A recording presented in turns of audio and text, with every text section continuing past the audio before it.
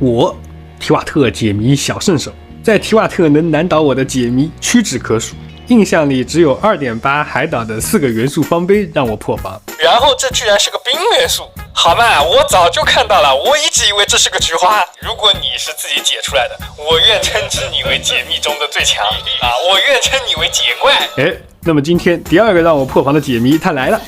当我们来到佩特里克镇，在镇中心的钟楼上会发现这样一段话，巴拉巴拉说了一大堆，这都不重要，重点是我将宝藏分为4份，藏在了这个小岛上。然后提示地点的文字呢是面朝群山之心，何寻清泉之眼，请至手脚之顶，远眺土珠之岛。不知道各位旅行者看到这4句话第一反应是什么？如果你马上有了思路，那么我愿再次称你为解谜中的最强。你有病啊！那接下去我就要展示我自己的解谜历程了。如果想要自己解谜的旅行者，为了以防剧透呢，就可以退出了。当看到这4句话，以我的解谜经验呢，我就知道重点就在于这4句话的最后一个字，也就是心、眼、顶、岛。前面的文字呢，都是对这4个地点的修饰，是引导信息。但是每一句话只有6个字，信息就很模糊。那到底是提示我们所在的位置可以看见的景象，还是说这4句话连接起来是一条寻宝路线呢？这就不得而知了嘛。不过既然地点在佩特里克，像什么清泉之眼、土珠之岛这样的描写，可选择的范围还是很小的，所以我先从小镇周围的小岛上开始寻起。很快呢，在这个位置就找到了所谓的土珠之岛，而在这个地方的文本呢，它写着寄抵土珠之岛，说明此处就是土珠之岛，而不是在这个岛上看到的某些景色。那么上一句话写的是请至首顶之角那它的意思就很容易理解，就是在首顶之角这个位置可以看到土珠之岛，而原本的谜面写的是远眺土珠之岛，这就说明首顶之角应该是在一个远处的高点，不然怎么可以用远眺这个词呢？对不对？远眺就是远远的眺望嘛。那么符合这个描述的肯定就是佩特里克的最高峰了。想到这里的时候呢，我还是挺佩服自己的小脑袋瓜，然后我就兴冲冲的爬到了最高点，发现除了神童什么都没有。但是我不死心觉得可能是理解出现了问题，关键有可能就是这个首字。首呢，它是头的意思，也就是第一的意思。难道说是在暗示着其他的高点吗？那么在佩特里克，除了这座山，还有其他2个山头。于是我采用了穷举法，探访了这2座小山包，结果还是一无所获。那这个时候我就有点懵逼了，这个首顶之角难道还有别的含义吗？但是光看这个字面的意思，实在太难参透了。好，那既然想不通，我就决定先找别的地点。咱们小学的数学老师说过，遇到不会解的题，别死磕，先做其他的。所以呢，我就开始研究起了群山之心。那么群山之心又要怎么理解呢？既然是面向群山，那么应该是向着有很多山的这一面。但是佩特里克就一座山，怎么也不符合群山这个描述吧？难道是站在佩特里克的某处看向外围的山川吗？于是呢，我转动了视角，觉得能被称为群山的，应该就是向着成玉谷方向的。确定了这个思路以后呢，我就来回在地图上做了几次折返跑，跑到我自己都开始晕3D 了，我还是没有找到。这个时候连续2个方向的尝试都出现了错误，加上生理上的晕3D，我已经出离愤怒的，我在心里已经咒骂了出这个题的人好几遍，他到底在说什么，说的这么不清不楚的。但是作为一个猫车过无数遍的怪猎玩家，越是这种时候呢，就越要冷静。虽然我的道心已碎但是我依然在佩特里克这个芝麻绿豆点大的地方瞎逛。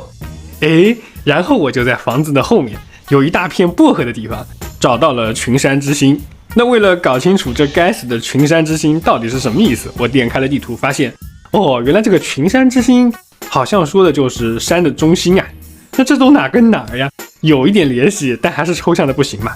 但是介于宝箱需要挖掘的线索，我又觉得我行了于是我就跑到了这里。因为要说清泉之眼，整个佩特里克就这个地方最合适，于是我就疯狂挖掘末节草，顺利的找到了第3个宝藏。那这个时候解谜的进度已经完成了75%剩下的就只有这个难以理解的首顶之角了。我利用群山之心的经验进行了重新的分析。既然群山之心代表了地图的中心，那么首顶之角是不是就是地图中突出的部分呢？而这些突出的角，它还要满足一个条件，就是可以远眺土珠之岛。因此，我觉得位置就应该是这2处才对。而最初的谜面用的是远眺嘛，所以我打算先前往离土珠之岛更远的这一处。不过在跑图的过程中，我恰好经过了这里，发现这里有亮晶晶的提示，直觉告诉我要跑过去看一下。那谁知手顶之角的答案就在这里。那我寻思着这个地方它也无法用远眺这个词来形容呀，而且它怎么就是手顶之角了呢？又有什么联系呢？哎，好，虽然我最终呢找齐了这4份宝藏，但是对于这个文字解谜，我还是觉得十分抽象，还是觉得有必要要拷打一番。那我们都知道，文字解谜的过程呢分成2部分，一部分是阅读理解，一部分呢是理解以后的实践。那么它的难点我们应该怎么去设计呢？我觉得基于原神12加的游戏定位啊，应该更多的把难点放在实践寻找的部分，在阅读理解的部分呢，可以用比喻、联想、拟人拟物的手法来引导玩家思考，但是不要刻意的缩减文字、隐藏信息，并且用词要准确，否则就增加了不必要的难度。比如这个解谜，群山、远眺这些词汇的描述，我觉得是不够准确的，而且仅用6个字来描述地点，信息量太少，就容易让玩家陷入咬文嚼字的死胡同里。而手顶之角、土著之岛的描述又十分之抽象，那么玩家的理解成本就会因人而异了。那可以想象，我30加的玩家理解这几句话和12加的玩家理解这几句话的成本是不一样的，所以我觉得文字解谜尽可能在文字的表达上要减少玩家误读的可能性。然后当玩家明白应该怎么做以后，把难点主要放在实践的部分，比如如何去寻找对应描述的地点，比如应该在什么时间去对应的地点。那这一点就可以借鉴最早的无名小岛石雨峰这个任务的设计，表述清晰，信息明确，在理解大意之后呢，就可以进行解密了。最后完成任务呢，还营造了一些神秘感，让玩家意犹未尽。不过虽然佩特里克这个解谜很抽象，但是有坏就有好。后来我发现佩特里克其实是一个金鱼的形状，那么这个解密它描述的地点是要和海岛的形状结合起来看的。那么群山之心就是金鱼的心脏，清泉之眼就是金鱼的眼睛，手顶之角那就是头上的角，土著之岛就是嘴巴里吐出的泡泡。那你别说，这倒还是一种很巧妙的设计。但就是说，因为原神这类解谜的设计在到期以后就很少出现了，现在地图上有的大多都是简单的交互小游戏，这就导致玩家长期体验这种简单的交互形成了思维惯性以后，想象力都僵化了，在面对这种有想象力的解谜挑战时，着实就有些招架不住。那这让我想到了一个视频，就是下雨天小朋友会把窗上滑下来的水珠想象成比赛，你追我赶，精彩纷呈，